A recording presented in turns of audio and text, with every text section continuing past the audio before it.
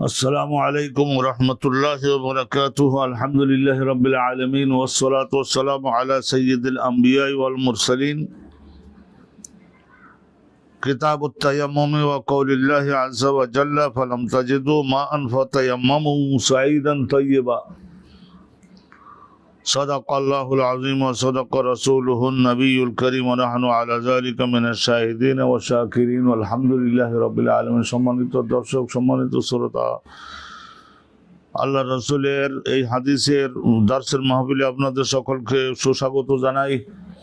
আজকের আমরা সহিহ বুখারী কিতাবুত তাহারাতের একেবারে সর্বশেষ কিতাবটা, যেটা তায়াম্মুমের অধ্যায়।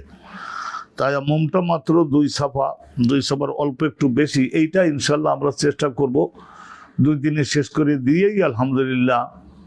শারীরিক পবিত্রতা, 3 জিনিসকে পবিত্র করতে হয়, এটা আগেই বলেছি। 3 জিনিসকে পবিত্র করতে হয়। এক হলো দেহ পবিত্র করতে হবে, কাপড় চোপড় পবিত্র রাখতে হবে, এবং যে জায়গায় দাঁড়িয়ে সালাত আদায় করব সেই জায়গাটাকে পবিত্র করতে হয়। 3টা জিনিসকে পবিত্র করতে হয়। সালাতে যোগদান করতে গেলে, আর কাবা ঘরে তওয়াফ করতে হলে, আর কি কোরআন শরীফ, এই কোরআনুল কারীমকে যদি হাতে ধরে পড়তে চাই তাহলেও অনুরূপভাবে 3 জিনিসকে পবিত্র করতে হয়। 3 পদ্ধতিতে পবিত্র করা যায়। এক হলো ওযুর মাধ্যমে, আর এক হলো ফরজ গোসলের মাধ্যমে, আর এক হলো তায়াম্মুমের মাধ্যমে। আমরা ইতিমধ্যেই আলহামদুলিল্লাহ ওযুর আলোচনা, ফরজ গোসলের আলোচনা সুসম্পন্ন করেছি। আল্লাহ তাআলা কবুল করুন। এখন তায়াম্মুমের আলোচনাটা শেষ করলে আমরা সালাতে যোগদান করতে পারবো। আর 3টা কাজের জন্য, এক হলো এই যে সালাত নামক ইবাদতে যোগদান করা, আর দ্বিতীয় হলো কোরআন শরীফ হাতে ধরে পড়া, আর তৃতীয় হলো কাবা ঘরে তওয়াফ করা। কিতাবুত তায়াম্মুম, তায়াম্মুমের আলোচনা নিয়ে এই কিতাবটা। কিতাব বলতে যার মধ্যে অনেকগুলি বাব থাকে তারে কিতাব বলে, আর অনেকগুলি ফসল যদি থাকে তাহলে তাকে বলা হয় বাব। আর ফসল তো একটা পরিচ্ছেদ, নির্ধারিত একটা আলোচনা। ওয়া কওলিল্লাহি আযজা ওয়া জাল্লা, আল্লাহ পাক রব্বুল আলামিন এই তায়াম্মুমকে যে আইন হিসেবে দিলেন সে সম্পর্কে আল্লাহ কোরআন শরীফে জানিয়েছেন, ফালাম তাজিদু মাআন, কোন পরিস্থিতিতে হে ইমানদাররা তোমরা যদি পানি নিজেদের নাগালে না পাও, পানি যদি না পাও, ফাতায়াম্মামু সাঈদান তাইয়্যিবা, তাহলে পবিত্র মাটির মাধ্যমে, পবিত্র মাটি ব্যবহারের মাধ্যমে তোমরা নিজেদেরকে পবিত্র করবার জন্য কঠিনভাবে সংকল্প করবে। তায়াম্মাম শব্দের শাব্দিক অর্থ হলো কঠিনভাবে সংকল্প করা। সেই জন্য তায়াম্মুমের মধ্যে নিয়ত করা হলে একটা ফরজ, কঠিনভাবে নিয়ত করতে হবে, মন সেটা মেনে নেবে। কঠিনভাবে নিয়ত করা একটা ফরজ, আর মুখমণ্ডল মসেহ করা আর একটা ফরজ, আর কনুই সহ 2 হাত মসেহ করা, এইটা হলো আর একটা ফরজের। তায়াম্মুমের মধ্যে 3টা ফরজ। আলহামদুলিল্লাহ, এটা আমরা জানলাম। ফালাম তাজিদু মান, কিন্তু কন্ডিশন হলো যদি তোমরা পানি না পাও। পানি না পাওয়া, এক তো হলো পানি মনে করেন আছে কিন্তু 1 মাইল দূরে আছে, অদূর যে পানি আনতে পারবো না, অথবা পানি আছে কূপের অনেক নিচে, সেখান থেকে ওঠাবার কোনো ব্যবস্থা নাই। পানি আছে কিন্তু সেইটা এমন দামি টাকা দাবি করছে যে টাকা দেওয়ার মতো টাকা এখন আমার কাছে নাই, অনুরূপভাবে আর ফ্রিতেও দিচ্ছে না। আর পানি দেখা গেল যে এমন, যেটা ব্যবহার করলে আমার রোগ ব্যাধিটা বেড়ে যাবে। বিজ্ঞ ডাক্তার বলেছেন কোনো পানির স্পর্শ লাগানো যাবে না, তাহলে রোগ ব্যাধি বাড়বে এবং মরবেন। তাহলে এই বিভিন্ন পরিস্থিতিতে তখন কি করা যায়? আল্লাহ রাব্বুল আলামিনের ইসলামে বলা হয়েছে তায়াম্মামু সাঈদান তাইয়্যিবান, পবিত্র মাটি ব্যবহারের মাধ্যমে কঠিন সংকল্প করে তোমরা দেহটাকে পবিত্র করে নিবা এবং সালাতের ইবাদতে যোগদান করতে পারবা। তো আল্লাহ বলেছেন, একটু বলেছেন তায়াম্মামু, তার মানে কঠিনভাবে নিয়ত করবা। আর আল্লাহ আরো বলেছেন ফামসাহু বিউজুহিকুম, মুখমণ্ডল মসেহ করবে। আর আল্লাহ আরো বলেছেন ওয়াইদিয়াকুম মিনহু, আর পবিত্র মাটি ব্যবহারের মাধ্যমে তোমাদের 2 হাত, মানে কনুই সহ 2 হাত তোমরা মসেহ করবে। এই তায়াম্মুমের আলোচনাটা কিন্তু শুরু করলাম। আলহামদুলিল্লাহ, সুন্দরভাবে মনোযোগ দেন। এই 2 সাফার অল্প একটু বেশি আছে, আমরা মাসালা খুব কঠিন না। এটা আমরা সহিহ বুখারী থেকে আপনাদের সকলের উদ্দেশ্যে আলোচনা করছি। শুক্রবার আমরা ওই বৃহস্পতিবার দিনগত রাতের প্রোগ্রামটা করতে পারিনি, আল্লাহ আমাদেরকে মাফ করে দিন। হাদাসানা আব্দুল্লাহ ইবনে ইউসুফ, ইমাম বুখারী হুজুরের শিক্ষক হলেন আব্দুল্লাহ ইবনে ইউসুফ। উনি বিখ্যাত উস্তাদ, ওনার কাছ থেকে উনি সবসময় হাদ্দাসা না, আমাদের কাছে হাদিস খানা বর্ণক আব্দুল্লাহ বিন উমর, তার শিক্ষক ইমাম মালিক, তার শিক্ষক আব্দুর রহমান ইবনে আল কাসিমি, তার শিক্ষক এই যে আব্দুর রহমানের শিক্ষক হলো তার বাপ কাসিম, কাসিমের বাপের নাম হলো মোহাম্মদ, মোহাম্মদের বাপের নাম হযরত আবু বকর সিদ্দিক, রাসূলুল্লাহর প্রধান খলিফা। তাহলে দেখলেন এখান থেকে আব্দুর রহমান রিওয়ায়াত করছেন তার বাপ কাসিম থেকে, কাসিম রিওয়ায়াত করতেছেন আন আবিহি, তাহলে আব্দুর রহমান রিওয়ায়াত করতেছেন তার বাপ কাসিমের থেকে, কাসিম রিওয়ায়াত করতেছেন ভাতিজা, আপন ভাতিজা হযরত আয়েশা সিদ্দিকা জাওজুন নবী রাসূলুল্লাহ সাল্লাল্লাহু আলাইহি, জাওজান নবী রাসূলুল্লাহ সাল্লাল্লাহু আলাইহি ওয়াসাল্লামের স্ত্রী হযরত আম্মাজান আয়েশা সিদ্দিকার আপন ভাতিজা, মানে মোহাম্মদের আয়েশা সিদ্দিকার দুই ভাই ছিলেন, শুনেছেন না, আব্দুর রহমান আর মোহাম্মদ, মোহাম্মদ বিন আবু বকর, আব্দুর রহমান বিন আবু বকর, তাই মোহাম্মদের ছেলে ইনি হচ্ছেন কাসেম। তাইলে আপনারা সনদটা দেখলেন, জাওজান নবী সাল্লাল্লাহু আলাইহি ওয়াসাল্লাম ক্বালাত, এই তায়াম্মুমের আইনটা কখন কি নাজিল হলো, একটা খুব আনন্দদায়ক এবং মজাদার ঘটনা, এই ঘটনাটাও শুনে নেন। ইমাম বুখারী হুজুরের কাছে আমরা জগৎবাসী চিরঋণী আছি, কোন দিক দিয়ে চিরঋণী আছি, এমন এমন কিসসা মাঝে মাঝে সহিভাবে বর্ণনা তুলে ধরেন যে উনি বর্ণনা না করলে, ওইভাবে বর্ণনা না করলে তারা আমরা শিখতাম কোন জায়গা থেকে। কলা আম্মাজান আয়েশা সিদ্দিকা বলেন, খারাজনা মা রাসূলিল্লাহ, আমরা রাসূলুল্লাহ সাল্লাল্লাহু আলাইহি ওয়াসাল্লামের ওই কাফেলার সঙ্গী হই আমরাও মদিনা থেকে বের হইলাম। বিবাহে আসফারিহি, রাসূলুল্লাহ সাল্লাল্লাহু আলাইহি ওয়াসাল্লাম একটা সফরে যাচ্ছেন। অনেকেই বলেছেন বনু মুস্তালিকের যুদ্ধে, বনু মুস্তালিকের যুদ্ধে, এই যুদ্ধটাকে মুরাইসি এর যুদ্ধও বলা হয়ে থাকে। এই যুদ্ধের মধ্যে ওই ইফকের ঘটনাটা ঘটেছিল। ইফকের ঘটনাটা কি কিতাবুস সালাতেও আসবে, বিভিন্ন জায়গায় আসবে, আমরা আপনাদের উদ্দেশ্যে বর্ণনা করব। একটা সফরে হাত্তা ইজা কুন্নবিল বায়দা আও বিজাতিল জায়েশ, তো উনি বলছেন যে রাবি বলছেন যে আমরা যখন বায়দা নাম, বায়দা একটা জায়গা, ওই জায়গায় আমিও বহুবার গেছি, মক্কা মুকাররমা আর মদিনা মুনাওয়ারার মাঝখান বরাবর বিরাট একটা 100 বর্গ কিলোমিটারের বিরাট একটা মাঠ, ওই জায়গাটায় বলা হয় বায়দা। তো ওই বায়দার ওই জায়গায় আপনারা শুনেছেন না, বায়দার ওই জায়গায় দাজ্জালের পক্ষের বিশাল একটা সেনাবাহিনী মক্কা জয় করতে আসবে, তো ওখানে সব আল্লাহ ধ্বংস করে দিবেন, সেই বায়দা। তো বলছে হাত্তা ইজা কুন্নাবিল বায়দা, বায়দা নামক স্থানে আমরা যখন আসলাম, অথবা বায়দা অথবা জাতুল জায়েশ, তা জাতুল জায়েশ আর একটা স্থান, কাছাকাছি স্থান, তো জাতুল জায়েশ অথবা বায়দা, যাই হোক, এটা রাবি বর্ণনাকারী একটু বিস্মরণ হয়, এই দুই জায়গার এক জায়গায়। আর ঘটনা ইনকাতা একদন লি, হযরত আম্মাজান আয়েশা সিদ্দিকা বলতেছেন যে আমার গলায় একটা হার ছিল, হারটা কেটে পড়ে গেল এবং আমি হারটা হারিয়ে ফেললাম। তো ওই ঘটনাকে কেন্দ্র করে তো অনেক সময় ওখানে রাসূলুল্লাহ বললেন কিনা লোকজনের, তোমরা একটু খোঁজো, তোমাদের আম্মার হার হারাই গেছে, খোঁজো, আমি একটু এই ফাঁকে বিশ্রাম করে নিই। এন কথা একদম লি, তাইলে জাতুল জায়েশ আর বায়দা, এই যে মওদাআনে বাইনা মক্কা ওয়াল মদিনা, মক্কা মদিনার মাঝখানের দুটো স্থান। তো এন কথা একদম লি, আমার একটা হার অসাবধানতা বশত, বয়স তো খুব বেশি না, আর হারটাও ওই ধরনের, তো এই হারটা আসলে হযরতে আসমা বিনতে আবু বকরের হার, হাওলাত নিয়েছে ছোট বোনে, যে তোর হারটা একটু দে, একটু পরে আসি। ভালো কথা, একদমলি আমার হারটা একটু পড়ে গেল। আকামা রাসূলুল্লাহ আলা ইলতিমাসিহি, ইলতিমাস মানে খুঁজে দেখা, অনুসন্ধান। তাইলে এই হারটা খোঁজবার উদ্দেশ্যে রাসূলুল্লাহ সাল্লাল্লাহু আলাইহি ওয়াসাল্লাম নিজের কাফেলাকে ওখানে কিছু সময়ের জন্য থামাইয়ে রাখছিলেন, আকামা অবস্থান করেছিলেন আরো 2-1 ঘন্টা, একটু বেশি সময়। ও আকামান নাসার, রাসূলুল্লাহ যখন বলতেন যে আর রাহিল, চলো চলো, তো এরপরে তো সবাই চলতো। তো রাসূলুল্লাহ বলছেন যখন যে একটু দেরি করো, ইকামত করো, হারটা একটু খুঁজে দেখা যাক এইখানেই পড়ে গেছে কোনো জায়গায়। ও আকামান নাস, আর লোকজন তারাও সকলে নিজেদের বাহনগুলাকে ওখানে থামাই অবস্থান করলো। মাহু রাসূলুল্লাহ থুয়ে তো যেতে পারে না, ওয়ালাইসু আলা মাইন, ওই জায়গায় কোনো পানির ব্যবস্থা ছিল না, ফাঁকা মাঠের মধ্যে।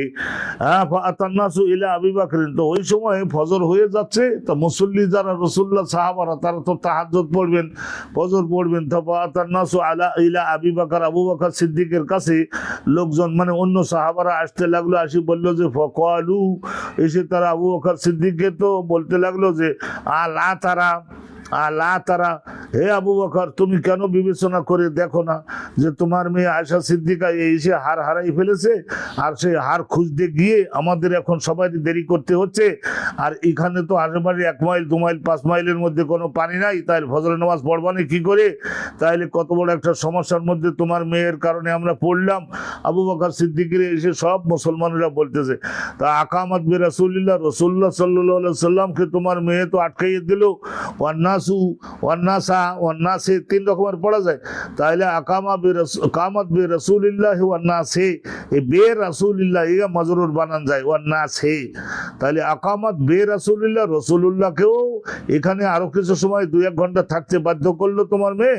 ওয়ান্নাসে, আর এই সঙ্গে সঙ্গে অন্যান্য লোকদেরকেও আমাদেরকেও থাকতে বাধ্য করলো। ওয়ালাইসু আলা মাইন, এখানে তো কোনো পানি নেই। ওয়ালাইসু মাহু মাউন, আর আশেপাশে কোনো দিঘিও নাই যে ওখান থেকে পানি নিব, আর আমাদের কাছেও পানি নাই যে ওযু করব, ইস্তেনজা করব। ফাজা আবু বকর সিদ্দিক তখন দিলে একটু কষ্ট গেল। ফাজা আবু বকর সিদ্দিক আসলেন, ওয়া রাসূলুল্লাহ, নবী করিম সাল্লাল্লাহু আলাইহি ওয়াসাল্লাম ওই সময় ওয়াদিউন রাসাহু, নিজের মাথা, নিজের সের মুবারক স্থাপন করে রেখেছেন আলা ফাকিজি। হযরত আম্মাজান আয়েশা সিদ্দিকা বর্ণনা করছেন, আমার রানের উপরে মাথাটা রেখে রাসূলুল্লাহ একটু বিশ্রাম করে নিতেছে, নবী করিম সাল্লাল্লাহু আলাইহি ওয়াসাল্লাম বিশ্রাম করে নিতেছেন। কাদনামা, রাসূলুল্লাহ সাল্লাল্লাহু আলাইহি ওয়াসাল্লাম ওই সময় একটু ঘুমাইছেন না। সাহাবারা ও রাসূলুল্লাহকে ঘুমের থেকে স্বাভাবিক গতিতে না উঠলে সাহাবারা ডাকতেন না, কারণ ঘুমের মধ্যে ওহী নাজিল হচ্ছে কিনা বা কি ঘটনায় কি আলোচনার মধ্যে আল্লাহর সঙ্গে তিনি ব্যস্ত আছেন। কাদনামা, নবী করিম সাল্লাল্লাহু আলাইহি ওয়াসাল্লাম আম্মাজান আয়েশা সিদ্দিকার রানের উপরে মাথা রেখে এখনো ঘুমিয়ে আছেন। ফাকালা, তখন হযরত আবু বকর সিদ্দিক আর কি করবেন, উনি ওনার নিজের মেয়েকে তো বকতে পারেন। ফাকালা, তা আবু বকর সিদ্দিক বলেন, হাবাস্তে রাসূলুল্লাহ, আল্লাহর রাসূলকে হাবাস্তে, এটা ফেল আর ফাইল, আর রাসূল আল্লাহ এটা মফুল হচ্ছে। ফাকালা, তারপরে ফেল ফাইল মফুল মিলে আসে কলা ইয়াকুলুর, এখানকার মফুল হয়ে যাবে মাকুলা। কলা আর মাকুলা ফেল, আর ওটা মফুল হবে। ওয়ান্নাসা, তা তুমি রাসূলুল্লাহকে আটকাই রাখলে আর লোকজনও আটকে থাকতে বাধ্য হলো। ওয়ালাইসু আলা মাইন, পানি নাই, আশেপাশে কোনো দিঘি পুকুর পানি নাই। ওয়ালাইসা মাহু মাউন, তাদের কাছেও পানি নাই যে পানিটা দিয়ে কোন রকম অজু। ফাকালাত আয়েশাতু, হযরত আম্মাজান আয়েশা সিদ্দিকা বলেন, ফাআতাবানি, আতাবানি মানে মৌখিকভাবে ভাষার সাহায্যে তিরস্কার করলো আমাকে আবু বকর। দেখছেন বাপের উপরে যেন রাগ হয়েছে, তো সেই জন্য আবি মানে আমার বাপ আমারে তিরস্কার করলো তা না বলে নাম ধরে বলতেছে, বলছে কি যে আমার বাপে আমারে তিরস্কার করলো তা না বলে বলতেছেন কি যে আবু বকর আমারে তিরস্কার করলো, বকাবাধ্য করলো। ওয়াকালা মাশা আল্লাহ, আর আয়েশা সিদ্দিকা রাদিয়াল্লাহু তাআলাকে উদ্দেশ্য করে আবু বকর সিদ্দিক 2-1টা হয়তো শক্ত কথা বলেছেন কিনা তা আল্লাহ জানে, আমরা তো আর জানি না। মাশা আল্লাহ, আল্লাহ রাব্বুল আলামিন যেগুলি তিরস্কার হিসেবে বলানো পছন্দ করেছেন সেইগুলো আবু বকর সিদ্দিক বলছেন আইয়াকুল বলা। ওয়াজআলা ইয়াতানুনি বিয়াদিহি, নবী করিম সাল্লাল্লাহু আলাইহি ওয়াসাল্লাম এই রকম হাতের সাহায্যে এইরকম আম্মাজান আয়েশা সিদ্দিকার এই পিঠের মধ্যে এইরকম ভাবে একটু আঙুল দেখে কি করলে, এটা হার হারালি কার এরকম করতে লাগলেন। ওয়াজআলা ইয়াতানুনি বিয়াদিহি ফি খাসিরাতি, খাসিরাতুন মানে কোমর বরাবর, আমার কোমর বরাবর উনি নিজের হাতের সাহায্যে এইভাবে গোতা মারতে লাগলেন যে তুই এই ধরনের হার হারালি, তোমার কারণে এই ধরনের সব লোক আটকে গেল, রাসূলুল্লাহ আটকে গেলেন, সব লোক আটকে গেল, এই বিরাট একটা বিপদের মধ্যে ফেললা কেন তুমি? আমার মেয়ের লোকজনের 12 জন 12 কথা বলছে, আর আমি কত সহ্য করি পারি। ওয়ালা ইয়ামনাউনি মিনাত তাহাররুকি ইল্লা মাকানু রাসূলিল্লাহ, তো বলছে যে আমি নড়াচড়া করতে পারলাম না, তাহাররুক মানে নড়াচড়া করা, আমি নড়াচড়া করতে পারলাম না, নড়াচড়া করতে আমাকে চরমভাবে বাধা দিল, মানা মানে বাধা দিল, নড়াচড়াও করতে পারলাম না। কি কারণে? রাসূলুল্লাহ ঘুমাচ্ছেন আমার রানের উপরে মাথা দিয়ে, শরীর যদি শেষও হয়ে যায় তথাপিও তো নড়তে পারবো না, ক্ষতও যদি তৈরি করে দাও। চিন্তা করে দেখেন। ফাকামা রাসূলুল্লাহ, ইতিমধ্যে নবী করিম সাল্লাল্লাহু আলাইহি ওয়াসাল্লাম ঘুম থেকে জাগলেন এবং উঠলেন। ফাকামা রাসূলুল্লাহ উঠলেন হিনা আসবাহা, ওই ফজরের নামাজের সময় যখন হয়েছে তখন হিনা আসবাহা, যখন সবে হয়ে গেল, আজান হওয়ার টাইম হয়েছে, ঠিক সেই সময় নবী করিম সাল্লাল্লাহু আলাইহি ওয়াসাল্লাম ঘুম থেকে জাগলেন এবং দাঁড়ালেন। তা দাঁড়াবার পরে মানে উঠে দাঁড়ালেন আলা গায়রে মা, কিন্তু পানি তো নাই। ফাআনজালাল্লাহু আযজা ওয়া জাল্লা আয়াতুত তায়াম্মুমে, আর ওই সময় আল্লাহ পাক রব্বুল আলামিন তায়াম্মুমের আয়াত নাজিল করলেন। দেখলেন তায়াম্মুমের আয়াত তখন আল্লাহ রব্বুল আলামিন নাজিল করলেন। ওই আয়াতটা ফালাম তাজিদু মাআন ফাতায়াম্মামু সাঈদান তাইয়িবান ফামসাহু বিউজুহিকুম ওয়া আইদিয়াকুম ওয়া আইদিকুম মিনহু। এই যে তায়াম্মুমের আয়াতটা নাজিল হলো, ফাআনজালাল্লাহু আযজা ওয়া জাল্লা, আযজা ইয়াইযুনা, আযজা ইয়াআযযু, আযজা ইয়াইযুনা, আযজা ইয়াআযযু, আইনের উপরে মুজারেতে ফাথা দিলে তখন অর্থ হবে মহাশক্তিশালী, দুর্জয় ক্ষমতার অধিকারী। এই আর জাল্লা জালিল, আয়াত তায়াম্মুম, আল্লাহ তায়াম্মুম করার অনুমোদন দিয়ে আয়াত নাযিল। ফাতায়াম্মামু, তখন সাহাবারা ওনারা ছিলেন মনে করেন 3000 থেকে 4000-এর মতো ছিলেন, তা সকলে মিলে রাসূলুল্লাহ তায়াম্মুম করে দেখালেন, সবাই তায়াম্মুম করলেন। পাকা নিয়ত করো তায়াম্মুমের দ্বারা পবিত্র মাটি ব্যবহারের মাধ্যমে পবিত্র দেহকে পবিত্র করবার আল্লাহর আইন। তা তায়াম্মুম করো, এইভাবে পাকা নিয়ত করো, তারপরে মুখমণ্ডল মসেও করো, এইভাবে করো, তারপরে এইভাবে করো, কোনই পর্যন্ত। আর শর্ট একটা সুযোগ আল্লাহ দেশে বা তায়াম্মুমু, তো সব সাহাবার তায়াম্মুম করলেন। ফাকালা, তখন ওই আইনটা পাওয়ার পরে তখন আনন্দে, অতিশয় আনন্দিত হয়ে তখন উসাইদ ইবনে হুদায়ের, উসাইদ এটাও তাসগীর পড়বেন, হুদায়েরটাও তাসগীর পড়বেন, উসাইদ ইবনে হুদায়ের উনি তখন বললেন যে, হে আয়েশা সিদ্দিকা, আবু বকরের কন্যা, আপনার ওসিলায় তো অনেকগুলি রহমত পাচ্ছি আল্লাহর। হ্যাঁ, আগেও একবার একটা রহমত পাইছিলাম, ওই সূরা নূরের ওই সমস্ত আয়াতগুলো যে নাজিল হয়েছিল, আপনার ওই কারণে 8-10টা আইন নাজিল হয়েছিল আপনার জীবনের একটা ঘটনাকে কেন্দ্র করে। আর এই আর একটা পাইলাম, তায়াম্মুমটাও তো প্রবলেমের সমস্যা না পড়লে তো আর আল্লাহ আইন দেন না। মা হিয়া বি আউয়ালি বারাকাতিকুম, আপনার এইটা প্রথম বরকত না, বরকত মানে মহা উপকারী জিনিস আপনার পক্ষ থেকে। ইয়া আলা আবি বকরিন, আবু বকরের, আল মানে আহাল, আহাল মানে পুত্র কন্যা স্ত্রী, সেখানে কন্যা। হে আবু বকরের কন্যা হযরত আয়েশা সিদ্দিকা, আজকের আমরা সকলে আপনার মাধ্যমে মহা একটা উপকারী জিনিস আল্লাহর রহমতে আমরা পাইলাম।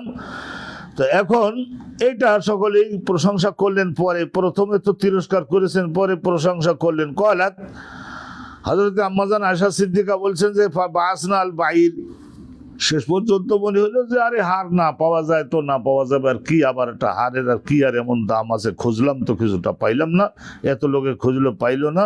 ফাঁকা মাঠের মধ্যে স্বর্ণের হার চকচক তো করবে, তো যে সমস্ত জায়গায় পেশাব টেশাব করবার জন্য মেয়ে লোকেরা একটু দূরে দূরে যায় না, সব জায়গায় খোঁজা হয়েছে। বাবা আসনা আল বাইর, তা আমাদের ওই বহনকারী উটটা যখন উঠালাম চলে যাব বলে, বা আসনা মানে আমরা এরকম গোটা দিয়ে উঠটা ওঠাই উঠো আমরা চলে যাব। তা এখন আল্লাহ জি কুনতু আলাইহি, যে উটটার পুঁজি আমি আরোহণ করেছিলাম, সেই উটটাকে যখন আমরা উঠালাম, ফাআসাবনাহু, তাহলে দেখি যে ওই উটের পিঠের নিচে ওই হারটা পড়ে রয়েছে। আল্লাহু আকবার। এখন ওই পিঠের উটের আল্লাহরই ইশারা, ওই উটটাকে হয়তো আল্লাহ বলছেন যে হারটা এইভাবে দেহের নিচে রাখ, তারপরে লোকরা খোঁজাখুঁজি করে টাইমে চলে যাক, তারপরে এই ধরনের ওই চিৎকার শুরু হোক, তারপরে আমি তায়াম্মুমের আইন দেব। ফাআসাবনাহু আল ইকদা তাহতাহু, তাহলে আমরা আসবনা, আমরা পেয়ে গেলাম, আল ইকদা স্বর্ণের হারটা, তাহতাহু ওই বাইর, বাইর বাইর শব্দটা এখানে পুল্লিঙ্গে ব্যবহার হচ্ছে, আর নাকা হলো মহিলা, তাইলে এখন এই উটটার দেহের নিচের থেকে চকচকা, আলহামদুলিল্লাহ পেয়ে গেলাম। তাহলে এইটা মনে করে নিন, বনু মুস্তালিকের যুদ্ধে যদি ধরেন, অথবা বনু মুস্তালিকের যে যুদ্ধ, এই যুদ্ধটাকেই মুরাইসি এর যুদ্ধ বলা হয়, নুরাইসিয়ের যুদ্ধ বলা হয়। আলহামদুলিল্লাহ, আল্লাহ পাক রব্বুল আলামিন রহমত করুন। একটা অনুষ্ঠান আমরা শুনলাম, তো এখানে গেল একখানা হাদিস, আর একখানা হাদিস যদি আমরা এই বাবের মধ্যে দিয়ে দিই, কিভাবে তায়াম্মুমের আয়াত নাজিল হলো, কোন পরিস্থিতিতে নাজিল হলো, এর মধ্যে কয়টা ফরজ, সুন্দরভাবে আপনারা তো বুঝে যাচ্ছেন, একটু মনোযোগ দিবেন দয়া করে। আল্লাহ নবীর হাদিস, আর একখানা হাদিস শুনলেই সুন্দর। হাদাসানা মুহাম্মদ ইবনে সিনান আল আওয়াকি, মুহাম্মদ ইবনে সিনান আল আওয়াকি ইমাম বুখারীর হুজুরের শিক্ষক। কয়লা হাদাসানা হুসাইমুন, ওনার শিক্ষক হলো হযরতে হুসাইম। তো এরপরে আর একটা সনদ দিচ্ছেন, হা আলি জবর হা, হাইয়া জবর হাই, হাই আল হাদিস তাহউইলান, এই কয়েক রকম পড়া যায়, হা লেখা থাকে অরিজিনাল কিতাবগুলির মধ্যে, হা লেখা থাকে, এগুলিও পড়বেন, তাহলে বোঝা যায় যে কি পরিমাণে দৃঢ়তা। হযরত কলা কলা মানে বলেছেন তিনি মানে হযরতে ইমাম বুখারী হুজুর বলছেন যে ওয়া হাদাসানি, আমার কাছে আরো হাদিস বর্ণনা করে আরেকজন শিক্ষক অন্য আরেকটা সনদে সাঈদ ইবনে নদর কলা আখবারানি হুসাইম। সাঈদ ইবনে নদর আগে ছিল মুহাম্মদ ইবনে সিনান আল আউকি, তার শিক্ষক ওই হুসাইম ছিলেন। আর এখানে দেখা যাচ্ছে সাঈদ ইবনে নদর, তার শিক্ষক হচ্ছে হুসাইম। তা এরপরে হুসাইমের উস্তাদ হলেন কলা আকবরানা সাইয়ার, তার শিক্ষক হচ্ছে হাদাসানা ইয়াজিদ আল ফকির। তাইলে কলা আকবরানা জাবের ইবনে আব্দুল্লাহ, তার উস্তাদের এই যে ইয়াজিদ আল ফকির, ইনি হচ্ছেন তাবিঈ, তার শিক্ষক হচ্ছেন হযরতে জাবের ইবনে আব্দুল্লাহ, মদিনার বিখ্যাত সাহাবী, রাসূলুল্লাহর খুব আদরের জাবের ইবনে আব্দুল্লাহ ইবনে আমর, আন্নান নবী সাল্লাল্লাহু আলাইহি ওয়াসাল্লাম কল। খুব মনোযোগ দিবেন, এটা কিন্তু সিরিয়াস একটা জিনিস, জানছেন আপনারা। সুবহানাল্লাহি ওয়া বিহামদি। আল্লাহ রাব্বুল আলামিনের নবী আন্নান নবী কল, রাসূলুল্লাহ নিশ্চয় নবী করিম সাল্লাল্লাহু আলাইহি ওয়াসাল্লাম বলেছেন উতিতু ফেলে মজুল উতিতু খামসান, আমাকে আল্লাহ রাব্বুল আলামিন দয়া করে পাঁচটা এমন এমন মর্যাদা দিয়েছেন। এই পাঁচটা মর্যাদা আমি রাসূলের আগে অন্য কোন পয়গম্বর বা তার উম্মতের জন্য আল্লাহ দেন নাই, শুধু আমাকেও আমার উম্মতদেরকে আল্লাহ দিয়েছেন এই পাঁচটা আইনগত সুযোগ এবং সুবিধা, এই মর্যাদা। এই পাঁচটা গুণে নিবেন হাতে। লাম ইউতাহুন্না আহাদুন ক্বাবলি, লাম ইউতাহুন্না, ওই পাঁচটার সুযোগ লাম ইউতা দেওয়া হয় নাই আহাদুন ও ক্বাবলি, আমার পূর্বের কোন পয়গম্বরের মাধ্যমে ওই যুগের মানুষদেরকে আল্লাহ দেন নাই। এবার গুনে নেন, এক এক করে গুনে নেন। নুসিরতু বিররু'বি মাসিরাতা শাহর, আল্লাহর নবী বলছেন যে নুসিরতু বিররু'বি মাসিরাতা শাহর, এক মাসের দূরত্বের এপাশে আমার বাহিনী যদি থাকে, আমি এবং আমার বাহিনী যদি এক মাস উটের সাহায্যে ঘোড়ার সাহায্যে এক মাস যাওয়া যায় যতদূর, অত দূরের ওই পাশে মনে করেন কাফের শত্রু রয়েছে, তাহলে তাদের কলবের মধ্যে জাগ্রত থাকলেও আর ঘুমের মধ্যে হলেও স্বপ্নের মাধ্যমে তারা দেখতো যে ওই আরবের হেজাজের ওই দিক থেকে মারাত্মক ধরনের তেজস্বী শক্তিশালী অশ্বের উপরে আরোহণ করে এমন যোদ্ধাগণ হাঁক দিয়ে আসতেছেন হুঙ্কার দিয়ে, যে তাদের হাতের তলোয়ারটা এই ধরনের ৫-৬ হাত লম্বা আর চকচক করছে ধারালো তলোয়ার নিয়ে, আর এমন শক্তিশালী। আর সাহাবায়ে কেরাম তাহাজ্জুদের নামাজ মেসওয়াক করে ওনকে নামাজ পড়তেন না, তো সেই জন্য। আর ওই যে ওয়াহুম বিল্লাইলে রহবান, রাতে ওই পাদ্রীর মতো হয়ে আখিরাতের জাহান্নামের আযাবের ভয়ে আল্লাহর রহমতের শুকরিয়া আদায় করবার শক্তি অর্জনের জন্য রাতে তারা কি করতেন, নামাজ পড়তেন। আর রাতে ঘুমাতেনও না, লাগাম ছাড়া কথাবার্তা ইসলামে নাই, ঘুমাতেনও। আবার তারা দেখার ওই যে 1/3 তারা সকলে আল্লাহর ইবাদতে এইভাবে করতেন, শক্তি অর্জন করে নিতেন। দিনের বেলা সেইটা লড়াই করতেন, যুদ্ধের মধ্যে লড়াই করতেন, দাওয়াত দিতেন। নুসিরতু বিররু'বি মাসিরাতা শাহর, তাহলে এক মাসের দূরত্বের ওই পাশে আমরা আছি, আমাদের শত্রু এক মাসের দূরত্বের ওই পারে আছে, তাদের কলবের মধ্যে আল্লাহ রাব্বুল আলামিন নিজস্ব ক্ষমতা বলে রব মানে মারাত্মক ত্রাস আল্লাহ রাব্বুল আলামিন সৃষ্টি করে দিতেন। এইভাবে আল্লাহ আমার ও পক্ষে সাহায্য করেছেন, কাফেররা ভীত হয়ে পড়ে। এক ওয়াজআলাত লিয়াল আরদু মাসজিদান ওয়া তুহুরান, গোটা পৃথিবীর প্রত্যেকটা মাটি, আগেকার জমানায় ইবাদত করবার জন্য যে জায়গা, সেখানে না গেলে কোনো দৈহিক ইবাদত করার অনুমতি ছিল না যে কোনো জায়গায় দাঁড়িয়ে। কিন্তু বর্তমান জমানায়, আমাদের জমানায় রাসূলুল্লাহর উম্মতের জন্য রাসূলুল্লাহ বলেন, আল্লাহ আমার উম্মত এইরকম ঘাটে মাঠে এইভাবে চাষবাদ করবে, তো তাদের অতবার মসজিদে যাওয়ার আইন যদি দেন, তাইলে তারা কি করে খাবে, কি করে তারা টিকে থাকবে? তাইলে একটু দয়া করা যায় না? তো আল্লাহ বলেন করা যায়। তা যেখানে দাঁড়িয়ে নামাজ পড়ে জায়গাটা শুধু যদি পবিত্র হয়, তাহলে ওই জায়গায় দাঁড়িয়ে ওই জমির খেতে ধান কাটতেছে বাপ বেটা, আরো যে কয়জন শ্রমিক আছে, তাদের যদি উজুর থাকে, উজুর ব্যবস্থা থাকে, আর উজুর না পানি না থাকলে 3 মাইল দূরে হলো গ্রাম, তাহলে ওই জায়গায় মাটি, পবিত্র মাটি দ্বারা তেমন করে নিয়ে আমার সেজদাটা আদায় করবে, তাহলে যে কোনো পবিত্র মাটির উপরে দাঁড়িয়ে নামাজ আদায় করতে পারবে। আর একটা দিলাম, জয়লাত লিয়াল আরদু মাসজিদান ওয়া তাহুরান, আর গোটা পৃথিবীর পবিত্র প্রত্যেকটা স্থানকে মসজিদান আমি আমার সেজদা দেওয়ার যোগ্য জায়গা হিসেবে আইনত দিলাম। আর ওই জায়গার মাটি দিয়ে তারা কি করে নিতে পারবে, তহুরান মানে তো পবিত্র মাটি, ওর দ্বারা তায়াম্মুমও করে নিতে পারবে পানি যদি না পায়। তাহলে ফাআইয়ুমা রাজুলিন মিন উম্মতি আদরাকাতুস সালাত, আইয়ুমা যে কোনো যে কোনো পুরুষ, যে কোনো মহিলা, যে কোনো পুরুষ, এখানে রাজুলনের কথা যদিও আছে, কিন্তু যে কোনো পুরুষ, যে কোনো মহিলা মিন উম্মতে, আমার উম্মতের, আদরাকাতহু সলাতু, যদি তাদের সামনে নামাজের টাইম হাজির হয়ে যায়, এখন দেখা গেল গ্রামে পৌঁছে গিয়ে সেই জায়গায় গিয়ে এই ধরনের নামাজ আদায় করতে গেলে টাইম পাবে না। আদরাকাতহু, যদি তাদের সামনে কি হয়ে পড়ে, নামাজের সময় যদি উপস্থিত হয়ে যায়, তাহলে ফালি ওসাল্লি, তাহলে ওই জায়গায় দাঁড়িয়ে পানি যদি থাকে ওযু করে নামাজ পড়বে, আর পানি যদি না থাকে তায়াম্মুম করে নামাজ পড়বে।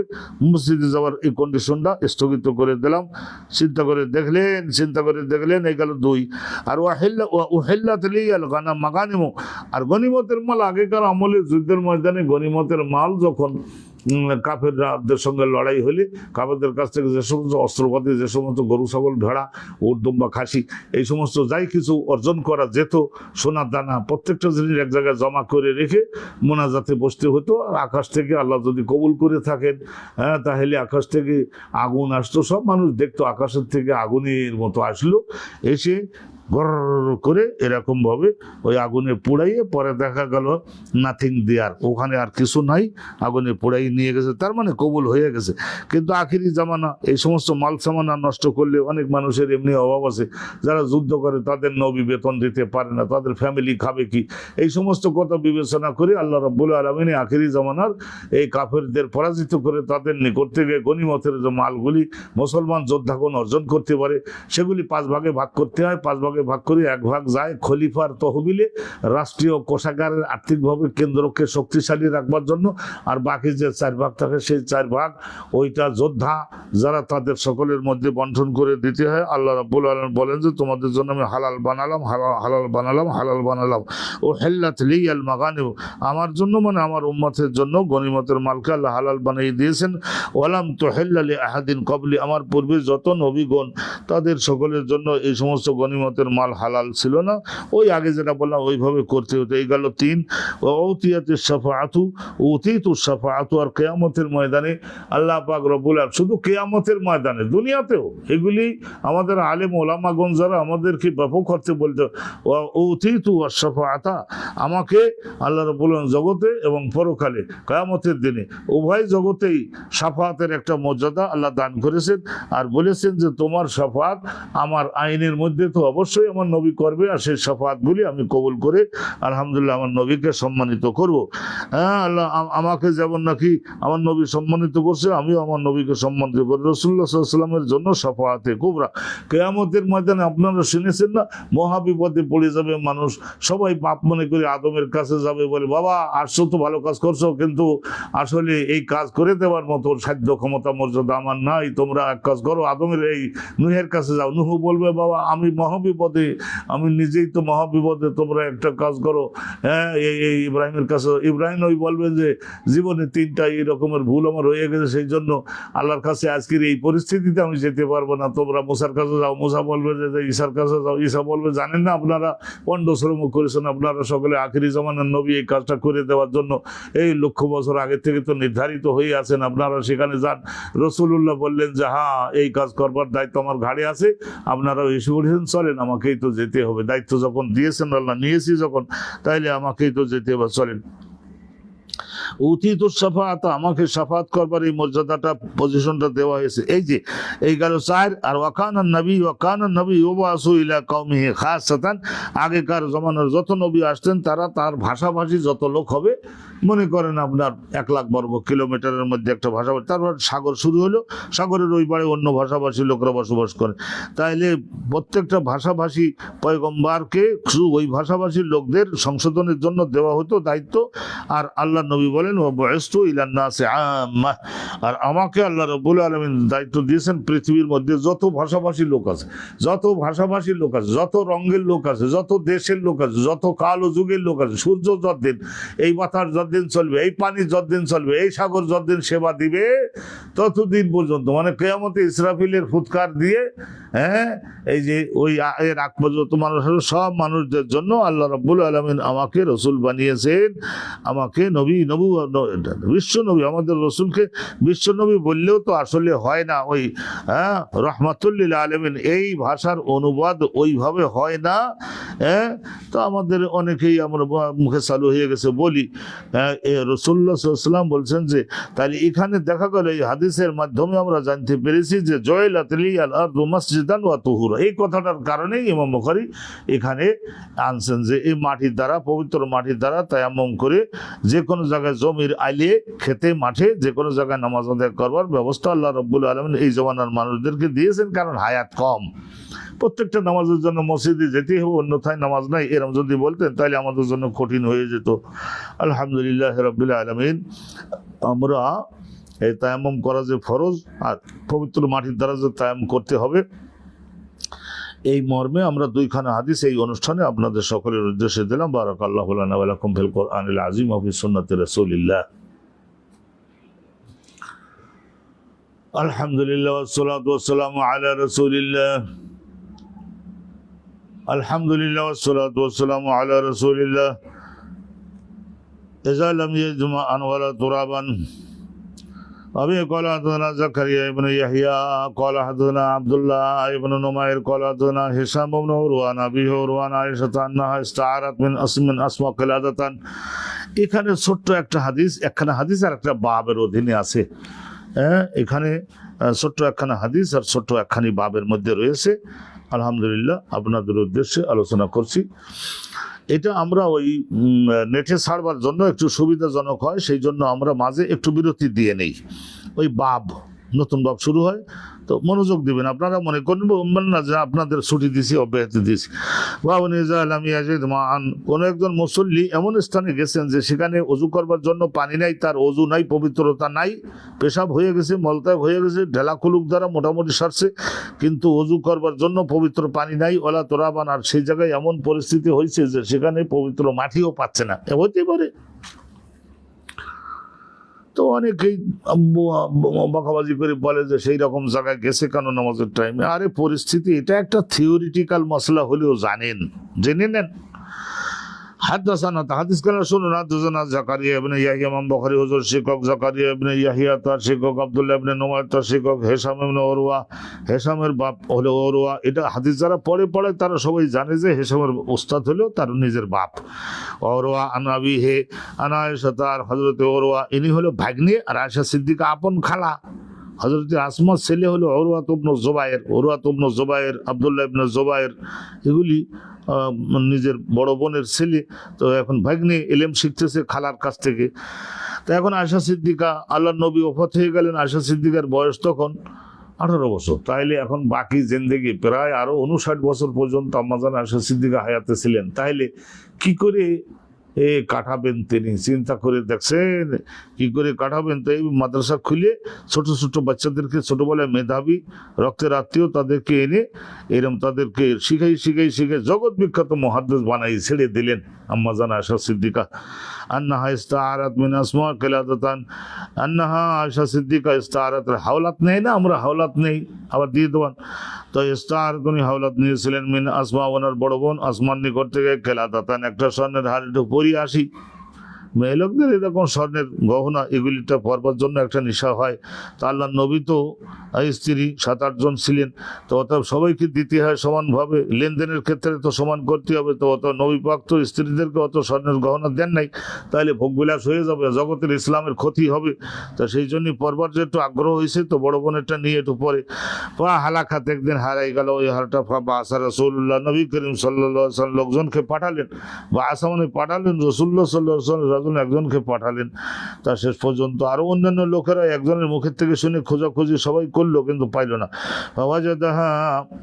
ফাওয়াজাদাহা, পরবর্তীতে ওই উটটা যখন ওঠানো হলো, কেন রেওয়ায়তটা সংক্ষেপ করছেন, যখন উটটা উঠানো হলো তখন উটের বুকের নিচে পড়েছিল, পাওয়া গেল।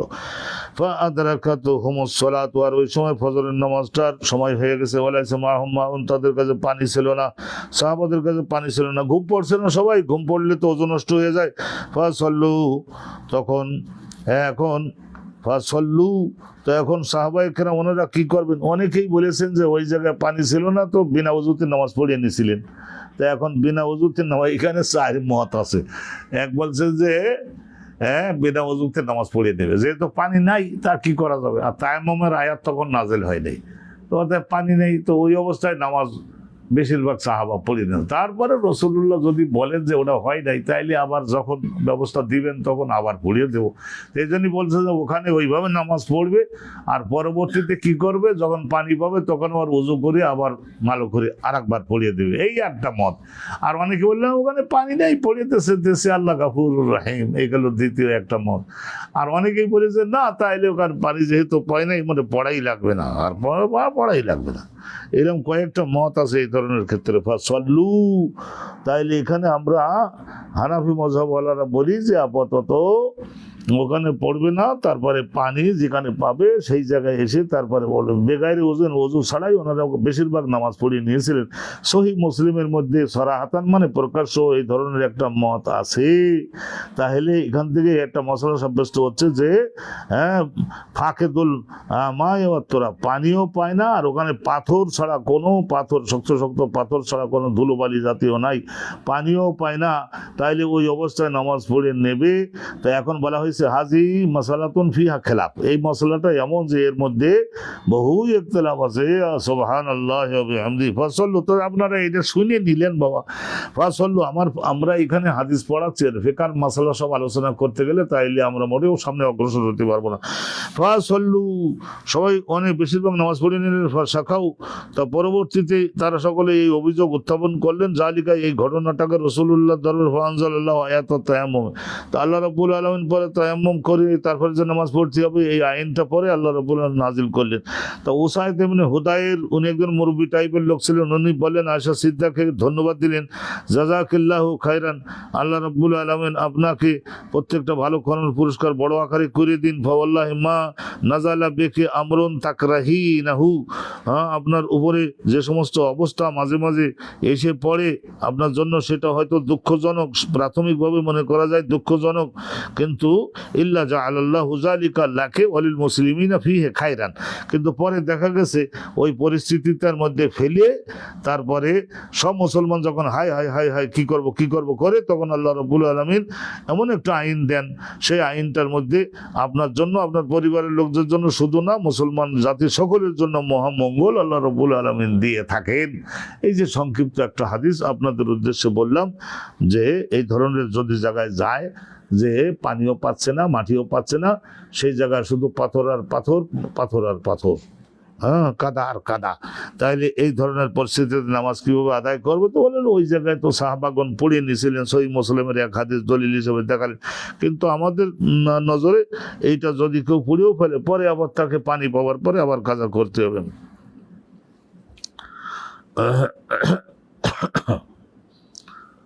এই অনুষ্ঠানটা আমরা শেষ করলাম, আবার পরের অনুষ্ঠানে যাব। মাঝখানে ছোট্ট একটু বিরতি দিই যাতে করে কাট করে আবার নেটে দেওয়া সহজ হয়। বাবুনা তায়াম্মুম ফিল হাদার, বাড়িতে থাকা অবস্থায় নিজ গ্রামে আসি, কিন্তু বাড়িতে আসি, তাতে কি পানি নেই, পানি সাপ্লাই নেই, এক গ্রামের মধ্যে পানি পাওয়া যাচ্ছে না, তখন ওইভাবে মাটি, পবিত্র মাটির একটা খণ্ড নিয়ে কাপড়ে পেঁচাইয়ে ঘরের মধ্যে রাখতে, ওর মধ্য দিয়ে তায়াম্মুম করে বাড়ির পুরুষ মহিলা সবাই নামাজ পড়তে পারবে। ইসলাম ইজ ইজি অলওয়েজ, ইসলাম সহজ। আর তায়াম্মুম ফিল, এদের বাড়িতেও তায়াম্মুম করে নামাজ পড়া যায়। কখন? কন্ডিশন তো আছে, ইজা লাম ইয়াজিদিল মা, যদি বাড়িতে পানি না পাওয়া যায়, পানি নেই, আশেপাশে পানি সাপ্লাই হয় নাই 2 দিন বিদ্যুতের, আর পানি যা ছিল সবাই শেষ করে দিয়েছেন, টয়লেটে গেলেও তো এই ধরনের করতে হইতেছে, তাহলে এখন পানি তো নাই, তাহলে এখন কি করবে? ওই তায়াম্মুম করে বাড়িতে, যদিও তত পানি না থাকার কারণে, এই কারণে বৈধ হচ্ছে তায়াম্মুম করে নামাজ পড়া।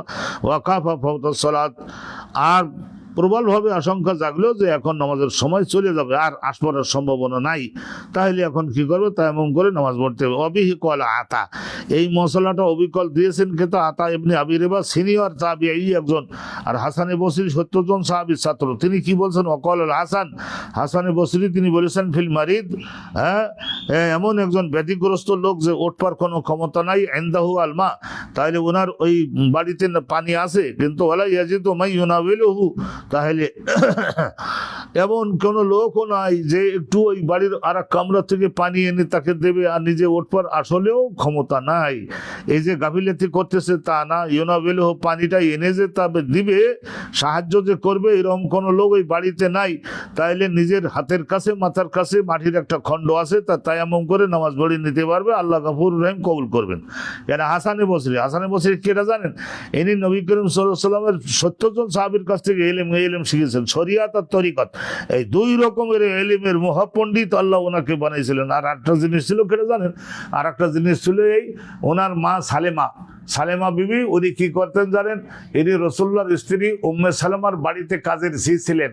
কাজের ঝি, তাহলে ওই যে ওই মাছ কুটতে যায়, ধুতে যায়, তরকারি কাঠে ধুতে যায়, ওইদিকে যায়, হাসানে বসেরই কান্দে, ট্যাটা করে কান্দে, দুধ খাবার বয়সটা কান্দে। তখন ওই কান্দা থামানোর জন্য উম্মে সালেমা রসুল্লাহর বিবি আম্মা জান আমাদের, উনি কি করতেন? ওই বুড়ি হয়ে গেছে 90 বছর বয়স, তথাপিও নিজের দুধ চোষাই দিতেন, জোশ তোর মা আসা পর্যন্ত কান্দিস না রে বাবা, কান্দিস না। তো এইভাবে দুধ খাওয়াই দিতেন। তো এখন মনে করেন যে ধোকাবাজি যাতে না হয়ে যায়, সেই জন্য 90 বছরের বুড়ি ওই বাচ্চা অল্প অল্প দুধ ওখান থেকে বুকের থেকে পাইতেন। এটা কারামত, মোজেজা না, এটা হলো কারামত। সেই জন্য রসুল্লাহর স্ত্রীর দুধ খাইছে, সেই জন্য রসুল্লাহর দুধপুত্র হয়ে গেলেন হাসানের বছরে। এলমে শরিয়াত, এলমে তরিকাতে এই ধরনের বিরাট আল্লাহ ওনাকে মর্যাদা দান করেছিলেন। একটা গুরুত্বপূর্ণ তথ্য আপনাদের দিলাম। ওয়াকাল আল হাসান আল বসরি ফি আল মারিদ ইনদাহু আল মা ওয়ালা ইয়াজিদু মাই ইউনাবিলুহু মানে ইউতিহি ওয়া ইউসাইদুহু। আর ওই হাত মনে করেন যে অবশ ওই পানি ব্যবহার করতে গেলে আর একজন ঢেলে দেয়, এরকম লোক নাই, তাহলে তায়াম্মুম করতে পারবে, নামাজ পড়তে পারবে। হাসান বসরি ফতোয়া দিয়েছেন। ও আকবালা ইবনে ওমর, আর একটা জিনিস জানেন, আব্দুল্লাহ ইবনে ওমর ওই মদিনার থেকে ওনার মনে করেন 30 মাইল দূরে একটা বাগান ছিল, 30 মাইল উত্তর দিকে, মদিনার থেকে উত্তর দিকে। ও আকবালা আব্দুল্লাহ ইবনে ওমর আসলেন মিন আরদিহি, ওনার কৃষি বাগানের থেকে। ওই কৃষি বাগানটা কোথায় ছিল? জরফ, ওই মদিনার থেকে মনে করেন 30-40 কিলোমিটার 50 কিলোমিটার উত্তর দিকে, ওই জরফ থেকে আসতেছিলেন। এখন ফাহাদারাতিল আসরের নামাজের টাইম হয়ে গেল। কোন জায়গায় আসি?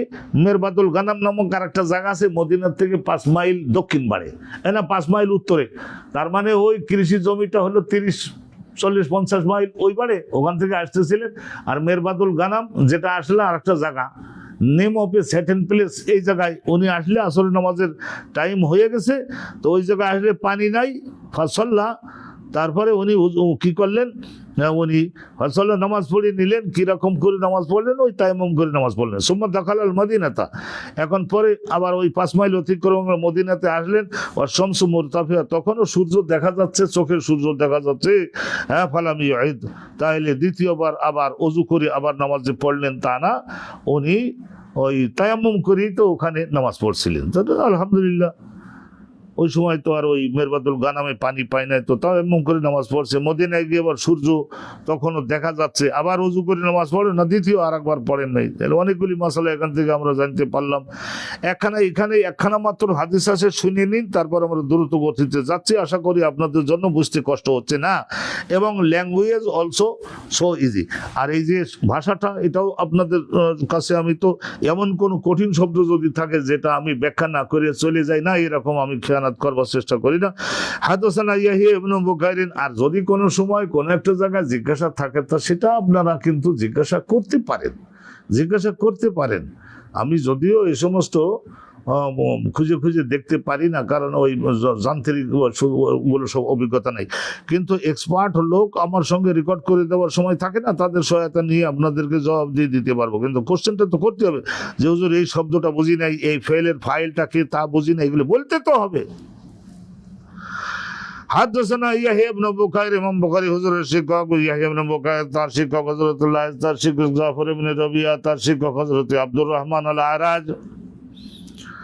আব্দুর রহমান আল আরাজ তিনি বলছেন যে সামিতু উমায়ের, আমি উমায়েরকে বলতে শুনেছি মাওলা আব্দুল্লাহ ইবনে আব্বাসের। উনি মাওলার শব্দটার ব্যাখ্যা আমি একদিন আপনাদের করে দিয়েছি, যে বাজারের থেকে আগে মানুষ গরু ছাগলের মতো কিনে আনতো, মানুষের বাচ্চা কাচ্চা কিনে আনি, সুদর্শন থেকে কিনে আনি, নিজের সন্তানের মতো ভালো করে গোসল করাই, ভালো জামা কাপড় পরাইয়ে, লেখাপড়া শেখাইয়ে, তারপরে এই ধরনের কি করে খাওয়া দাওয়া করাই, বড় তাজা করে, দিনদারি শিক্ষা দিয়ে, বিবাহ শাদী দিয়ে, জমা জমি দিয়ে, বাড়িঘর বানাই আলাদা করে দেয়, তারপরেও যায় না। তা মাওলা বলা হয়, মাওলা স্বাধীনকৃত কৃত দাস, স্বাধীন করে দিয়েছে। আব্দুল্লাহ ইবনে আব্বাস এরকম বহু করছিলেন। ক্বালা আকবালতু আনা ওয়া আব্দুল্লাহ ইবনে ইয়াসার, উনি বলছেন যে আমি আসলাম। আব্দুল্লাহ ইবনে আব্বাস বলেন আকবাল তো কোন একটা স্থান থেকে মদিনার দিকে মুখ দিয়ে আসা। আকবাল তো আনা ওয়া আব্দুল্লাহ ইবনে ইয়াসার, আমি আর আব্দুল্লাহ ইবনে ইয়াসার আমরা আসলাম। এই আব্দুল্লাহ ইবনে ইয়াসার কিরা পরিচয় দিচ্ছেন হযরতে নবী পাকের স্ত্রী, রাসূলুল্লাহর স্ত্রী হযরতে মাইমুনার কৃত দাস। তো ওনার কৃত দাসের থেকে বর্ণনা, আব্দুল্লাহ ইবনে আব্বাসের কৃতদাস বর্ণনা করতেছেন আব্দুল্লাহ ইবনে আব্বাস আর হযরতে মাইমুনার কৃতদাস, এই দুইজন আসলেন। কোথায় আসলেন? হাত্তা দাখালনা আলা আবি জুহাইম ইবনে আল হারিস ইবনে সুম্মা আল আনসারী। তো উনি বলছেন যে আমরা একটু সাক্ষাৎ করতে গেলাম। কার কাছে সাক্ষাৎ করতে গেলাম? আবু জুহাইম ইবনে আল হারিস ইবনে সুম্মা আল আনসারী, সাহাবী, ওনার সঙ্গে দেখা করতে গেলাম। ফাকালা আবু জুহাইম, তখন হযরত আবু জুহাইম বলেন, আবু জুহাইম সাহাবী তো, উনি বললেন আমাদেরকে দুজনকে দেখে আকবালান নবী মিন নাহবে বেরে জামাল, রাসূলুল্লাহ সাল্লাল্লাহু আলাইহি ওয়াসাল্লাম একদিন আগমন করেছিলেন মদিনায়। ওই বেরে জামাল একটা স্থানের নাম। ওই বেরে জামালের ওই দিক থেকে, নাহবন মানে দিক থেকে, বেরে জামালের ওই দিক থেকে রাসূলুল্লাহ আসলেন। ফালাকিয়াহু রাজুলুন, রাসূলুল্লাহর মুখের সম্মুখে পড়ে গেল আর একজন লোক। ফাসাল্লামা আলাইহি, নবী করিম সাল্লাল্লাহু আলাইহি ওয়াসাল্লামকে সালাম দিল। ফালাম ইয়ারুদ্দা, নবী করিম সাল্লাল্লাহু আলাইহি ওয়াসাল্লাম তার সালাম জবাব দিলেন না। ফালাম ইয়ারুদ্দু, এই ধরনের ক্ষেত্রে ইজতেমায়ে সাকিনাইন ধ্বংস করবার জন্য কথা বুঝতে পারলেন? ইজতেমায়ে ব্যাকরণের কথা, ইজতেমায়ে সাকিনাইন ধ্বংস করবার জন্য তাহারিক হরকত দিতে হবে, শেষের হরফটার হরকত দিতে হয়, আর এই প্রথম দালটাকে সাকিন রাখতে হবে। তাহলে ওটা তাহরিকু বিল কাসরে ওয়াল ফাতহে ওয়াদ দাম্মে তিন রকমের করা আইনে বৈধ আছে, এটা সবাই জানেন। ফালাম ইয়ারুদ্দু আলাইহি নবী রাসূলুল্লাহ সাল্লাল্লাহু আলাইহি ওয়াসাল্লাম জবাব দিলেন না। তাকবাল আল জেদার, নবী করিম সাল্লাল্লাহু আলাইহি ওয়াসাল্লাম পাশের একটা বিল্ডিং এর পাশের একটা ঘরের এই দেওয়াল, মাটির তৈরি একটা দেওয়ালের কাছে গেলেন। ফামাসা বিওয়াজহি, ও রাসূলুল্লাহ নিয়ত তো করলেনই, নিয়ত মনে মনে পাশে গেলেন, তার মানে নিয়ত হয়ে গেছে। তারপরে ওখান থেকে হাত ঘষে তারপরে কি করলেন? মুখমণ্ডল মসে করলেন। ও ইয়াদাইহি কনুই সহ দুই হাত মসে করলেন। সুম্মা রাদ্দা আলাইহিস সালাম, নবী করিম সাল্লাল্লাহু আলাইহি ওয়াসাল্লাম তারপর তার সালামের জবাব দিয়ে দিলেন। তাহলে দেখলেন এখান থেকে যে সালামের জবাব দেওয়ার জন্য নবী করিম সাল্লাল্লাহু আলাইহি ওয়াসাল্লামের অভ্যাস ছিল যে একটু তায়াম্মুম করে তারপরে দেই, যাতে করে তার রহমতটা বেশি হয়ে যায়। বারাকাল্লাহু লানা ওয়া লাকুম ফিল কুরআনিল আযীম ওয়া ফি সুন্নতি রাসূলিল্লাহ। এই অনুষ্ঠানটাও আমরা এখানে শেষ করলাম। এরপরে আর একটা অনুষ্ঠান, দুইটা অনুষ্ঠান আমরা আজকের ইনশাআল্লাহ আপনাদের সকলের জন্য রয়েছে। মনোযোগ সকলে দেন, বেশি তকলিফ কষ্ট হয়নি, আমি দ্রুত গতিতে যাচ্ছি।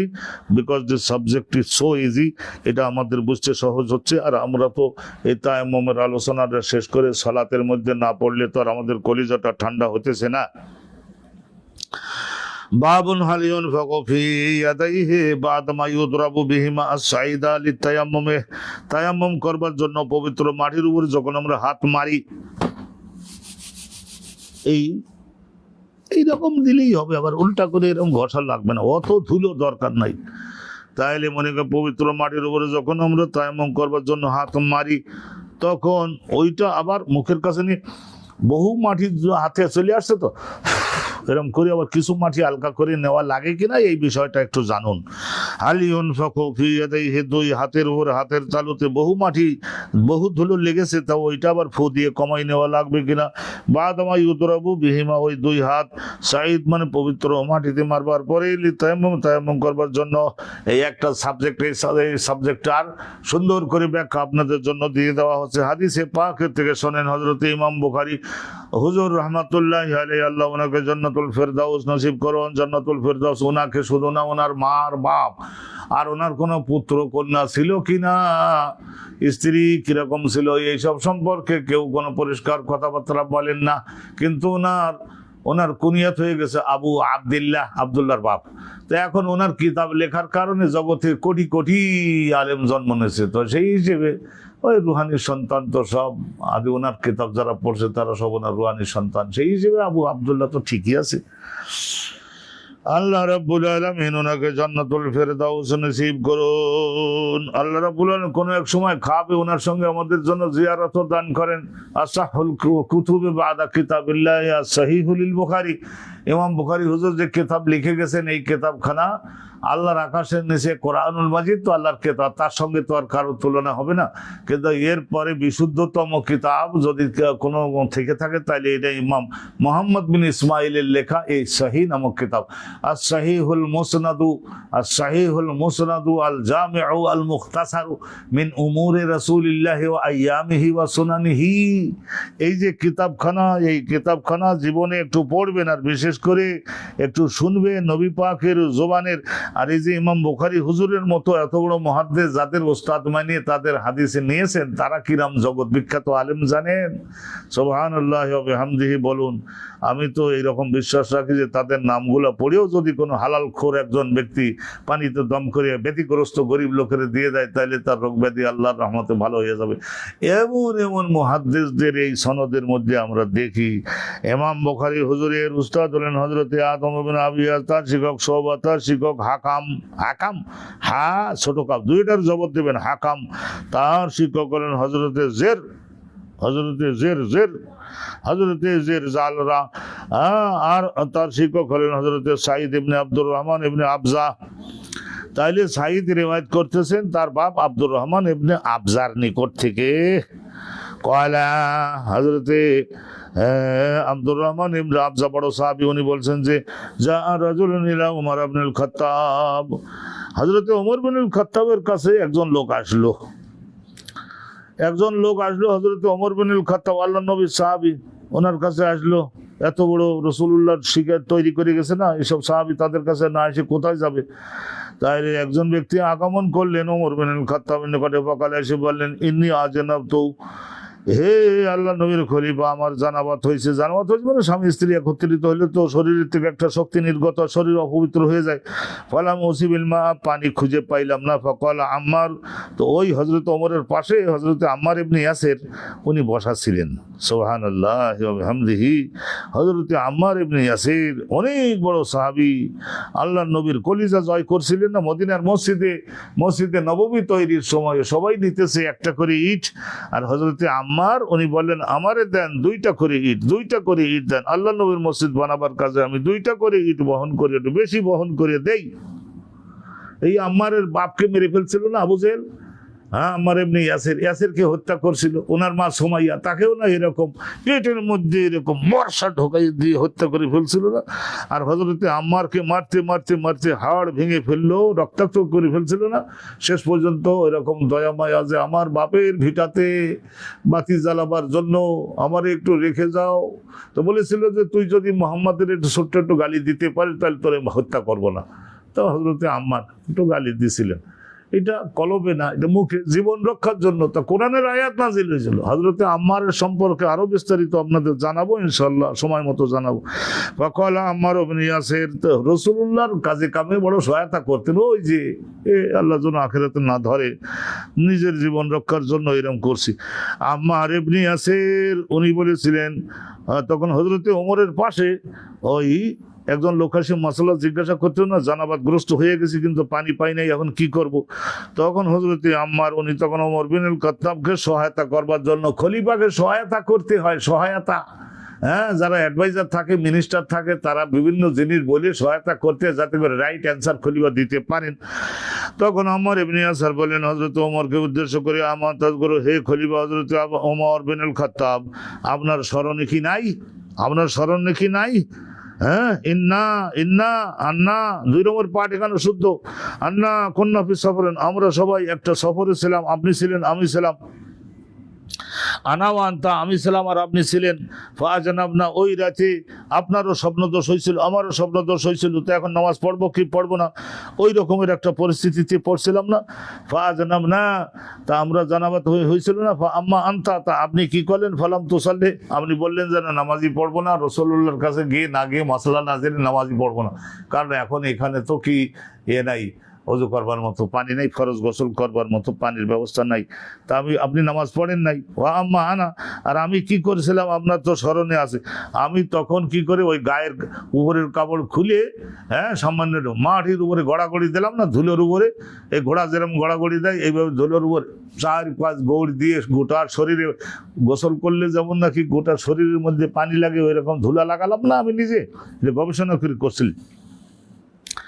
তো বলছে আম্মা না ফাতা আম্মাকতু, আমি ধুলোর মধ্যে গড়াগড়ি দিলাম, ফাসাল্লাইতু, তারপরে নামাজ পড়লাম, আমি নামাজ পড়লাম, ফাযাকারতু যালিকা লিন-নবী, পরবর্তী মদিনাতে এসে আমরা রাসূলুল্লাহর কাছে যখন বর্ণনা করলাম, ঘটনার উল্লেখ করলাম, ফাকাল নবী রাসূলুল্লাহ সাল্লাল্লাহু আলাইহি ওয়াসাল্লাম তখন বললেন যে, কি বললেন নবী করিম বলেন, ইন্নামা কানা ইয়াকফিকা, হে আম্মার, তোমার জন্য সারা শরীরে ধুলো না লাগাইয়ে গড়াগড়ি না দিয়ে যথেষ্ট ছিল তোমার জন্য হাকাজা, এইরকম করলেই চলতো। কি, একটা হলো নিয়ত, তারপর হলো মুখমণ্ডল মসেহ, তারপরে কি এই কনি সহ 2 হাত মসেহ করা, হাকাজা এরকম করলে তোমার চলে যেত। ফাদরাবান নবী রাসূলুল্লাহ সাল্লাল্লাহু আলাইহি ওয়াসাল্লাম নিজের 2 হাত মারলেন, বেকাফাইহি 2 হাত মারলেন, আল আরদা মাটিতে, ধুলোওয়ালা মাটিতে, ওয়া নাফাখা ফিহিমা, তারপরে এর মধ্যে অত ধুলা লাগিয়েছে তো অত ধুলো মুখে মাখবার দরকার নেই, এরকম করে একটু ধুলাটা একটু কমাই নিলেন। নাফাখা ফিমা, 2 হাতের তালুর মধ্যে ফু দিলেন। সুম্মা মাসাহা বিহিমা ওয়াজহাহু ওয়া কাফাইহি, তারপরে ওইটার দ্বারা রাসূলুল্লাহ সাল্লাল্লাহু আলাইহি ওয়াসাল্লাম কি করলেন, মুছে দিলেন, মুখমণ্ডল মুছেও করলেন। আর এইভাবে প্রথম শিখাবার জন্য আসলে ওই দেখালেন এর হাত মুছেও করতে হবে, তার মানে আসলে পূর্ণাঙ্গ তায়াম্মুম এখানে শিখালেন না, ওইটা বোঝালেন যে এরকম হাত মুছেও করতে হবে, হাত মুছেও করতে হবে, তারপরে দেখালেন। তার মানে অন্য আরো হাদিসে আছে, সব হাদিস মিলাইতে হবে মশলাটা, কোনই সহ, হ্যাঁ, এই কোনই পর্যন্ত মসেহ করা, এটা বহু হাদিসে আছে, সামনে আসবে।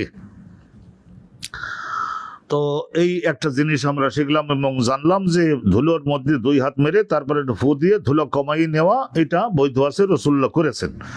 আলহামদুলিল্লাহ, এই একটা জিনিস আমরা জানলাম। বারাকাল্লাহু লানা ওয়া লাকুম ফিল কুরআনিল আযীম ওয়া ফি সুন্নতি রাসূলিল্লাহ। গেছে এটা। এরপরে আলহামদুলিল্লাহ ওয়া সালাতু ওয়া সালামু আলা রাসূলিল্লাহ। বাবুন তায়াম্মুম লিল ওয়াজহি ওয়াল কাফাইন, এখন তায়াম্মুম করব মুখমণ্ডল মসেহ করা আর এই কবজি পর্যন্ত 2 হাত মসেহ করা। হযরত ইমাম বুখারী হুজুর উনি সবকিছু উদ্ধৃত করেন, তারপরে আমল করা যে যার। আরো তো হাদিস আছে, সহিহ মুসলিম আছে, আবু দাউদ আছে, নাসাই আছে, তিরমিজি আছে, নাসাই আর নিসাই দুই রকমের বলা যায়। বাবুন তায়াম্মুম লিল ওয়াজহি ওয়াল কাফাইন। হাদাসানা হাজ্জাজ, ইমাম বুখারী হুজুরের শিক্ষক হলেন হযরত হাজ্জাজ, তার শিক্ষক শুবা, তার শিক্ষক হাকাম, তার শিক্ষক জাদ, তার শিক্ষক সাঈদ ইবনে আব্দুর রহমান ইবনে আবজা। নবী সাঈদ রিওয়ায়াত করে তার বাবা আব্দুর রহমান ইবনে আবজা থেকে, কলা, তিনি বলছেন যে কলা আম্মারুন বিহাজা, হযরত আম্মার তো বলেছেন এই যে মুখমণ্ডল মোছেও করবে, এই মর্মের হাদিসটা আগে আমরা শুনছি। আর কি, আর এই কবজি পর্যন্ত মোছেও করবে। আর ওয়াদরাবা শুবাতু, আর শুবা এই সনদের মধ্যে একটা গেছে না, শুবা, এই যে হাজ্জাজের শিক্ষক শুবা ইবনুল হাজ্জাজ, হাজ্জাজ আর তার উস্তাদ হলো শুবা ইবনুল হাজ্জাজ। শুবা, তার শুবা উনি আঘাত করলেন, মারলেন, এরকম ভাবে মারলেন। শুবা বিয়াদাই, 2 হাত আলাদা ধুলো আলা মাটির, সুম্মা আদনাহু মিন ফিহি, তারপর 2 হাতকে মুখের কাছে নিলেন। সুম্মা মাসাহা বিহিমা ওয়াজহাহু, তারপরে মুখের কাছে নিলেন মানে কি এরকম করে দিলেন, যে মুখের কাছে নিতে তো হবে। সুম্মা আদনাহু মিন ফিহি, ফাউহুন মানে মুখ, মিন ফিহি মানে নিকটে, মুখমণ্ডলের কাছে দিলেন, কমে গেল ধুলো।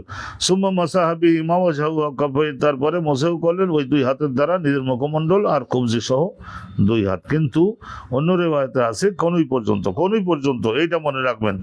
এখানে আলহামদুলিল্লাহ আমরা শুধু পড়ে যাচ্ছি, ফিকহের মসলা আমরা এখানে বিস্তারিত আলোচনা আছে, সেগুলি আমরা বলতেছি না। ওয়াকাল নদর, নদর ইবনে সুমাইল, নদর ইবনে সুমাইল আর একজন মুহাদ্দিস, আর এখানে গেছে হাজ্জাজ আর ওইখানে হলো নদর, তাহলে 2টা সনদ। ক্বালা আন-নদর, নদর বলেন হাদাসানা শুবাতু আনিল হাকাম, হাকাম ইবনে আম্বাসা, হাকাম ইবনে আম্বাসা সামাইতু জারান আন ইবনে আব্দুর রহমান ইবনে আবজা আন সাঈদ ইবনে, ওই যে আগের সনদটা এইটাই। ক্বালা আল হাকামু ক্বাদ সামাইতুহু, আশারা ইলা আন আল হাকাম কামা সামিআ হাযাল খবর মিন মিন জাররিন সামিআহু আইদান মিন শাইখি জাররিহি ওয়া হুয়া সাঈদ। তাহলে এখানে চিন্তা করে দেখছেন, মাঝখানে একজন বাদ দিয়ে উপরের উস্তাদ থেকেও শুনেছেন, সেইটা বুঝাবার জন্য এটা বলছেন। ওয়াকাল নদর বলেন হাদাসানা শুবাতু আনিল হাকাম, তাহলে হাকামের কাছ থেকেও শুনছেন উনি। সামিআতু জাররান আন আব্দুর রহমান ইবনে আন সাঈদ ইবনে আব্দুর রহমান আন, এখানে আন ইবনে আব্দুর রহমান ইবনে আবজা, তার মানে সাঈদ ইবনে আব্দুর রহমান ইবনে আবজা। ক্বাল আল হাকাম ক্বাদ সামিতুহু, আমি এই হাদিস কেন আমি আরো শুনেছি মিন সাঈদ ইবনে আব্দুর রহমান ইবনে আবজা। যেমন আমার উস্তাদের কাছে শুনলাম, আবার ওই হাদিসটা আমি তার উস্তাদের কাছ থেকেও শুনেছি।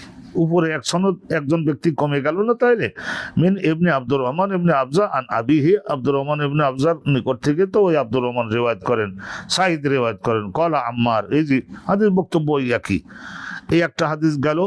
আলহামদুলিল্লাহ, এখানে তো সাব্যস্ত হইল যে মুখমণ্ডল মোছেও করা আর কবজি সহ 2 হাত মোছেও করা। আলহামদুলিল্লাহ রাব্বিল আলামিন। তাহলে আর এই ছোট্ট ছোট্ট দোলাইনের একখানা হাদিস আছে, বক্তব্য বেশি কিছু না। আল্লাহ তাআলার মেহেরবানি আমরা এই সাফাটা আল্লাহর মেহরবানিতে হয়ে গেল। আর একদিনে দেখা যাবে যে তায়াম্মুমের বাকি ইনশাআল্লাহ তাআলা হয়ে যাবে। হাদাসানা সুলাইমান ইবনে হারবিন ক্বালা হাদাসানা শুবাতু আনিল হাকাম আন জাররিন আন ইবনে আব্দুর রহমান ইবনে আবজা। এখানে ইবনে বলতে ওই সাঈদ ইবনে আব্দুর রহমান ইবনে আবজা নবী আন্নাহু শাহিদা ওমর, হযরতে ওমরের দরবারে উনি উপস্থিত ছিলেন। ও ক্বালা লাহু আম্মার, আর হযরতে আম্মার যে ওমরকে উদ্দেশ্য করে মনে করাই দিয়েছিলেন ওই ঘটনার। কুন্না ফি সারিয়াতিন ফাআজনাবনা ওয়া ক্বালা তাফালা ফিহিমা। তো ওখানে আছে তাফালা ফিহিমা মানে ওই 2 হাত মাটিতে দিয়ে ধরে, মানে তারপরে ওর মধ্যে একটু থুতু দেওয়া মানে ফু দেওয়া। এখানে থুতু দেওয়া বলতে ফু দেওয়া। তো ওর মধ্যে থুতুর একটু পানির মতো লাগলে লাগতেও পারে, তাতে অসুবিধা কি। আলহামদুলিল্লাহ রাব্বিল আলামিন। আমরা এই হাদিসটা বলেই আজকের অনুষ্ঠানটা, আজকের এই যে 8 তারিখ গেল এবছরের এই মুহররম মাসের, আজকের জুমাবার, আজকের 8 তারিখ গেল। সম্মানিত দর্শক, 8 তারিখ গেল। এই 8 তারিখ, আগামীকাল 9 তারিখ।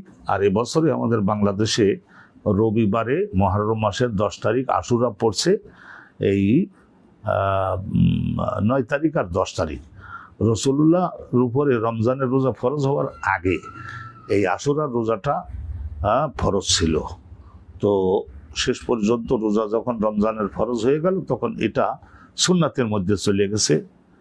সুন্নাতে জায়েদা যারা রাখতে পারবেন, রাসূলুল্লাহ বলেছেন যে আরজু, আমি খুবই দৃঢ়ভাবে আশা রাখি আল্লাহ রাব্বুল আলামিন বিগত 1 বছরের সগীরা সব গুনাহ মাফ সাফ করে দিয়ে আবার আল্লাহ কলবটার মধ্যে ঈমানের শক্তি বাড়িয়ে দিবেন। তা ইনশাআল্লাহ তাআলা যারা রোজা রাখতে চান, আল্লাহর মেহেরবানিতে আগামীকালকের আপনাদেরকে রোজা রাখতে হবে 9 তারিখ আর 10 তারিখ, এই 2 দিন আপনাদেরকে রোজা রাখতে হবে। বিরাট জাযা এবং পুরস্কার। এই মুহররম মাসের মধ্যে আল্লাহ পাক রব্বুল আলামিন অগণিত রহমত নাজিল করেছেন। তো ঈমানি শক্তি বাড়ানোর জন্য এইটা একটা নফল সুন্নত ইবাদত হিসেবে আমাদেরকে করতে হবে। আর আগামীকালকেরও ইনশাআল্লাহ ঠিক 9টায় আল্লাহ তাআলার মেহেরবানিতে আমরা আবার এই অনুষ্ঠানে উপস্থিত হব। আপনাদের সকলের নেক দোয়া প্রার্থী হয়ে, আর বিশেষ করে প্রচারের জন্য একটু সহায়তা না করলে আমাদের কারো সাধ্য নাই। এই যে সাবস্ক্রাইব করার মাধ্যমে শেয়ার করতে হয়, তাহলে জিনিসটা হাদিসের দর্শটা একটু ছড়িয়ে পড়তে পারে, বিস্তৃত হতে পারে। আপনাদের সকলের প্রতি আল্লাহর জীবন রহমত কামনা করি আজকে শেষ করছি। ওয়া আখিরু দাওয়ানা আনিল হামদুলিল্লাহি রাব্বিল আলামিন। আসসালামু আলাইকুম ওয়া রাহমাতুল্লাহি ওয়া বারাকাতুহু।